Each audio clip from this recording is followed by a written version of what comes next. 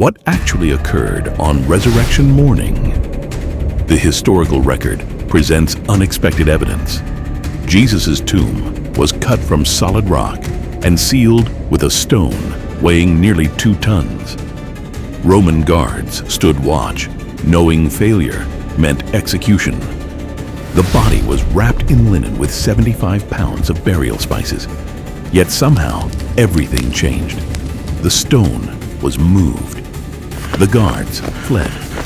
The grave clothes remained untouched, still in place but empty. These aren't religious claims, but documented facts. What really happened? We will uncover all the scary details you haven't heard before.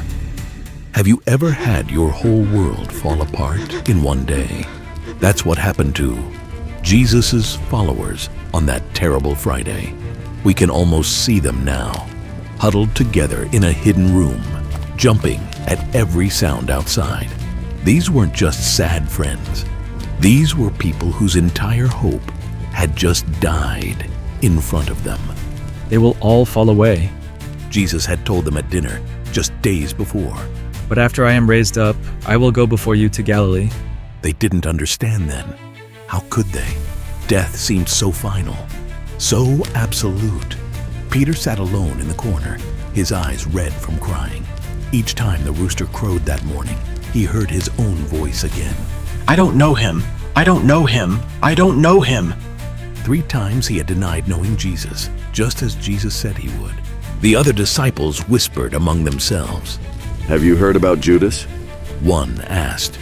They say he couldn't live with what he did, took his own life. The weight of betrayal hung heavy in the room. Outside, temple guards patrolled the streets. Find the followers of that Galilean. The chief priests had ordered. No wonder the disciples kept the doors locked tight. In another home nearby, several women worked quietly together. Mary Magdalene, Mary, the mother of James, and Salome mixed burial spices in stone bowls. Their hands shook as they worked. These spices were meant to honor their teacher, their friend, their Lord. But how would they even reach his body with guards at the tomb? While most hid in fear, one man took a dangerous step. Joseph of Arimathea, a secret follower of Jesus and a member of the Jewish council, went straight to Pilate. Give me the body of Jesus. He asked boldly. Pilate was surprised Jesus was already dead. Crucifixion usually took days, not hours. After checking with the centurion, he gave Joseph permission. Along with Nicodemus, another secret follower, Joseph carefully wrapped Jesus' broken body in clean linen cloth. They worked quickly as the Sabbath approached. Nearly 75 pounds of myrrh and aloes went into the burial clothes. A burial fit for a king. The 2 men carried Jesus to Joseph's own new tomb, cut from solid rock in a garden near Golgotha. With straining muscles, they rolled a massive stone across the entrance. The hollow sound echoed like the end of all their hopes. We need to seal it and post guards. The chief priests told Pilate the next day. His disciples might steal the body and claim he rose from the dead. Little did they know that behind locked doors, Mary Magdalene had already made up her mind. I'm going to the tomb at dawn, She told the others. as soon as the Sabbath ends. Her eyes showed determination through her tears. As darkness fell completely over Jerusalem, the disciples huddled in their hiding place, unaware that everything was about to change. The story wasn't over. It was just beginning. As the disciples huddled in darkness, waiting for dawn, they had no idea how their sorrow would soon turn to joy. Their story reminds us that even in our darkest moments, God is working on something beautiful we can't yet see. If you've ever felt like the disciples, when all hope seemed lost but God surprised you with unexpected blessing, comment, "I believe in Jesus," below. Just as Jesus remembered each disciple by name after his resurrection, we'll pray for each person who comments. Your story of faith through darkness might be exactly what someone else needs to hear today. Have you ever wondered why anyone would guard a dead man? It seems strange, doesn't it? But that's exactly what happened after Jesus was buried. The story behind this guard detail reveals something powerful. Jesus scared his enemies even after his death. The day after the crucifixion, while Jesus' followers hid in grief, the religious leaders marched straight to Pilate's headquarters. These were the same men who had demanded Jesus' death just hours earlier. Sir, They said, looking worried. We need to talk about that man Jesus. When he was alive, he claimed he would rise from the dead after 3 days. We're afraid his followers might steal his body and tell everyone he came back to life. Please put guards at his tomb until the 3rd day is over. Pilate stared at them for a moment. Why were these powerful men so afraid of a dead religious teacher? But he nodded and waved his hand. You have a guard of soldiers. Go. Make it as secure as you know how. By afternoon, Roman soldiers stood at attention before the tomb. This wasn't a simple night watch. These were battle-hardened men who had crushed rebellions across the empire. Death was the punishment for any Roman soldier who abandoned his post. No one would dare challenge them. Make sure the seal is visible. Ordered the captain. His men stretched a cord across the stone, securing it with clay bearing the official Roman seal. Breaking this seal meant instant death. Rome's authority was not to be questioned. As the soldiers settled in for the night, they joked among themselves. So we're protecting Rome from a dead man? One laughed. No, from his followers. Another replied. Though they all ran when we arrested him. Not much threat there. The sky grew darker than usual that night. Not just the darkness of evening, but something heavier, as if the air itself had weight. The soldiers shifted uncomfortably, feeling something they couldn't explain. Do you feel that? Whispered one guard to another. Feel what? Like we're being watched. The second guard rolled his eyes, but his hand tightened around his spear. Around midnight, the youngest soldier noticed something strange. A faint light seeming to pulse from within the sealed tomb. He blinked hard, wondering if his eyes were playing tricks. He decided not to mention it. No need to look foolish in front of the others. As the night deepened, the ground beneath them began to tremble slightly. At first, just enough to rattle their armor. The soldiers exchanged nervous glances. Earthquakes weren't uncommon in this region, but this felt different. Just the earth settling. The captain assured his men, though his voice lacked conviction. Then, just before dawn, it happened. The earth didn't just shake, it convulsed. The ground breathed beneath them like a living thing. The soldiers stumbled, trying to keep their footing. Their training meant nothing against this. Suddenly, a blinding light split the darkness. A figure descended from above, not a man, but something far more terrifying. His appearance was like lightning, his clothes as white as snow. The massive stone sealing the tomb was tossed aside like a pebble. These hardened soldiers, men who had faced enemy armies without flinching, fell to the ground like dead men. Some tried to raise their shields, but their arms wouldn't respond. Others tried to run, but their legs gave way beneath them. Terror, unlike anything they had ever known, paralyzed them completely. When they finally regained consciousness, they made a shocking discovery. The stone was rolled away. But why? Not to let Jesus out. He was already gone. The stone was moved to let others in, to see the evidence with their own eyes. The empty tomb itself had become the first witness to what happened. But what would those who looked inside discover, and who would be the first to find it?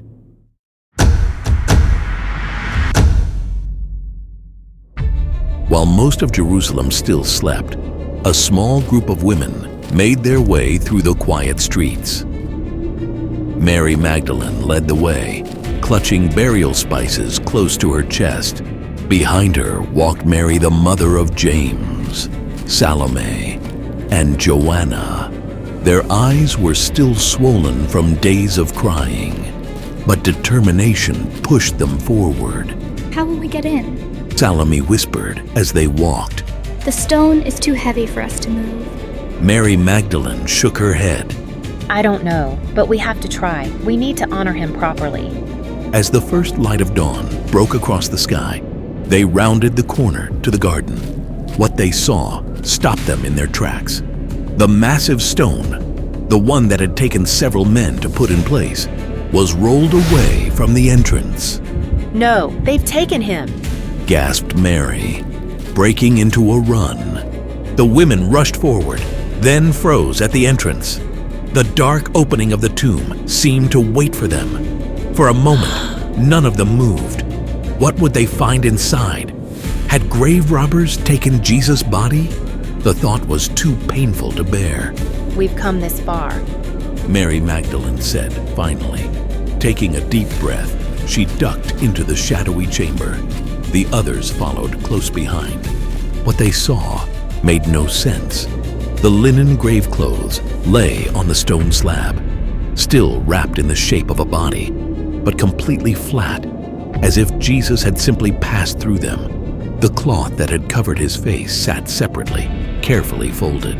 This isn't right, whispered Joanna. Thieves would have taken the expensive linen, or at least left it scattered around. Before they could make sense of it, a blinding light filled the small space.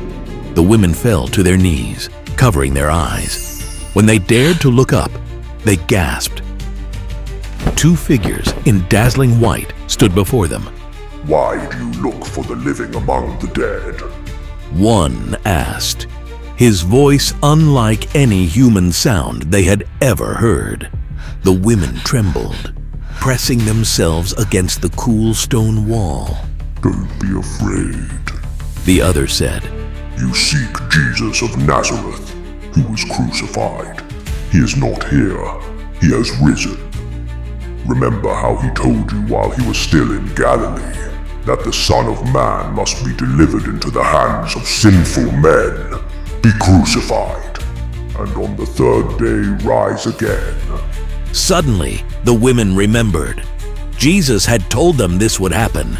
He had prepared them, but in their grief, they had forgotten his promise. Go quickly, the angels commanded. Tell his disciples that he has risen from the dead. He is going ahead of you into Galilee. There you will see him, just as he told you. The women burst from the tomb, a strange mixture of terror and joy flooding through them. Their feet barely touched the ground as they ran toward the city. Who would believe their story? They had to find the disciples, but what would happen next would make them believe that Jesus was indeed the Son of God. For the risen Jesus was about to make his first appearance, and the person he chose to show himself to first would surprise everyone.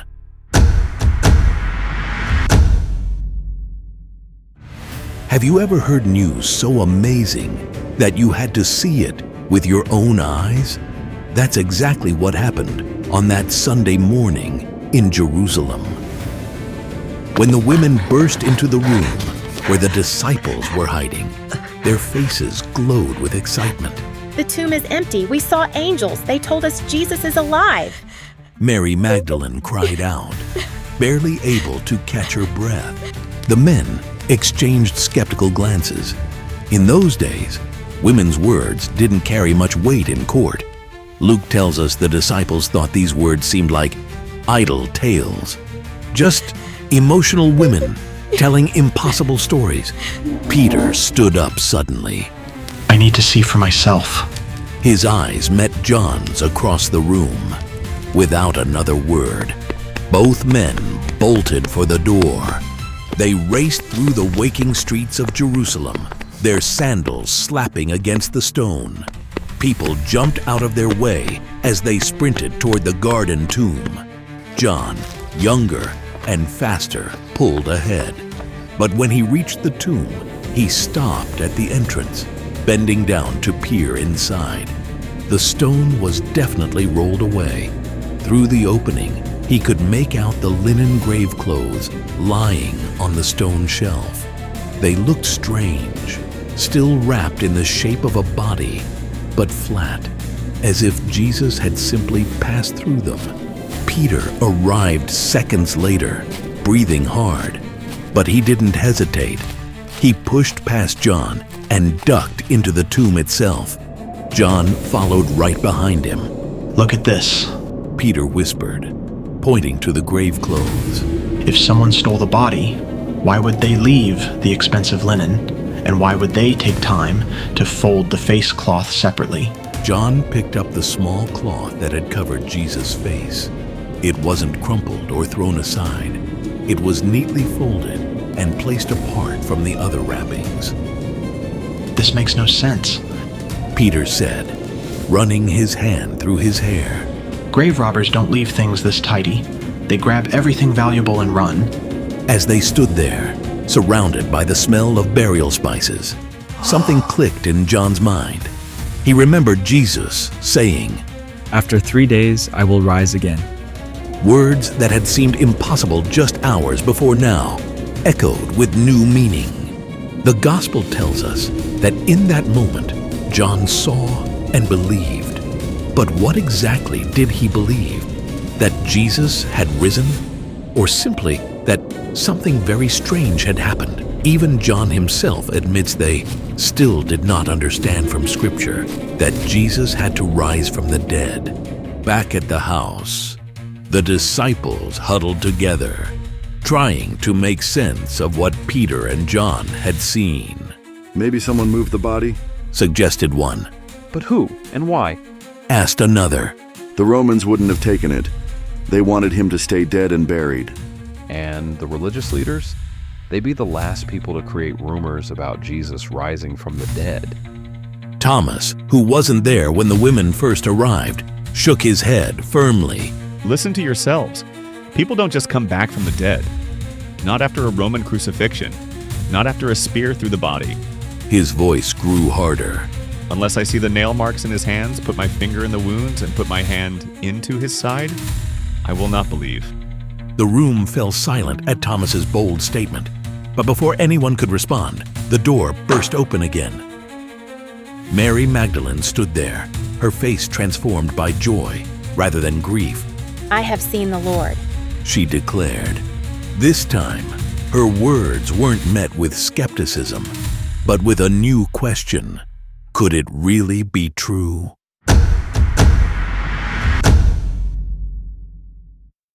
We need to go back a bit to understand what happened to Mary Magdalene after Peter and John left the tomb. While they ran back to tell the others what they'd found, Mary stayed behind, unable to leave. Her heart couldn't accept that Jesus was just gone.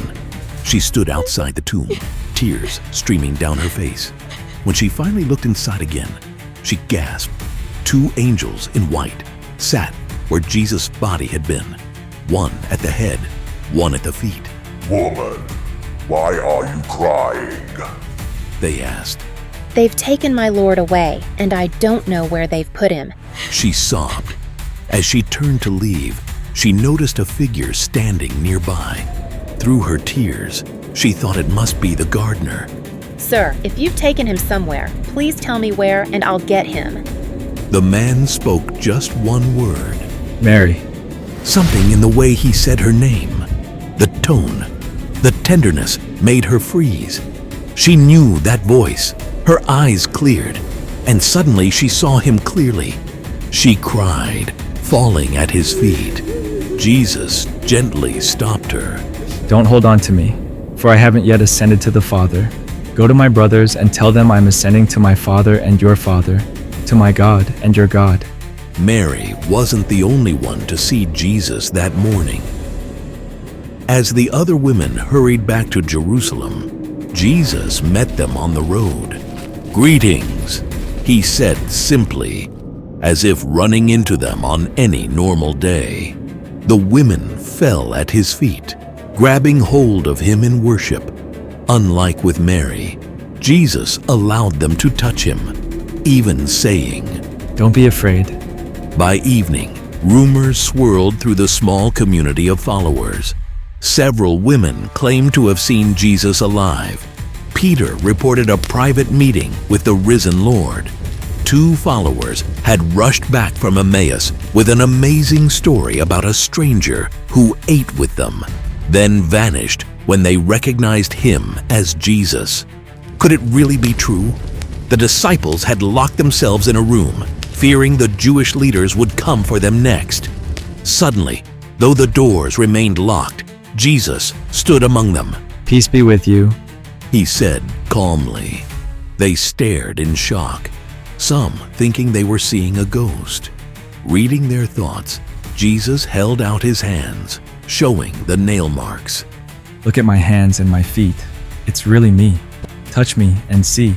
A ghost doesn't have flesh and bones as I do." When they still stood frozen in disbelief, he asked, "Do you have anything to eat?" They handed him a piece of broiled fish, and he ate it right in front of them. Ghosts don't eat fish. Thomas wasn't there that night.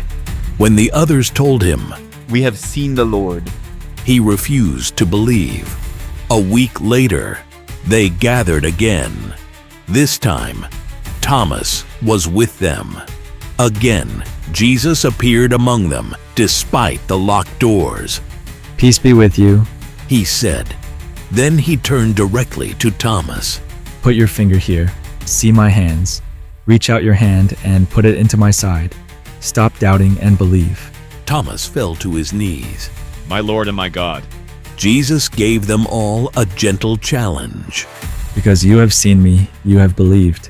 Blessed are those who have not seen and yet have believed." Over the next 40 days, Jesus appeared many times, always with purpose, restoring Peter by a lakeside, teaching from Scripture on a road, commissioning his followers on a mountain. His final words sent them on a mission that would change the world. "You will be my witnesses in Jerusalem and in all Judea and Samaria and to the ends of the earth." The men who once hid behind locked doors would soon stand boldly in the temple courts, proclaiming the resurrection. Most would die for this message. No one dies for what they know is a lie. They had seen him, touched him, eaten with him. Jesus was alive, and nothing would ever be the same again. We've seen the empty tomb. We've witnessed the risen Jesus meeting his followers. But have you ever wondered what happened before all this? What did Jesus actually go through on that cross? The resurrection is only half the story. To truly understand what Jesus overcame, you need to see what he endured first. Did you know Jesus suffered in ways most people don't talk about? His body went through things so terrible that doctors today are shocked anyone could survive even part of it. From sweating actual blood in the garden to the Roman whips that tore his back open, what Jesus felt was worse than anything you've imagined. Why did the soldiers put a crown made of thorns on his head? What happened to Jesus' body when those nails went in? And what caused him the most pain? Was it really the physical suffering or something even deeper? The answers will change how you see the resurrection forever. You can't fully understand the victory without knowing the battle. Click on the video appearing on your screen now and discover the brutal pain that Jesus chose to endure for you. Without this part of the story, you're missing why his resurrection was truly the greatest miracle ever.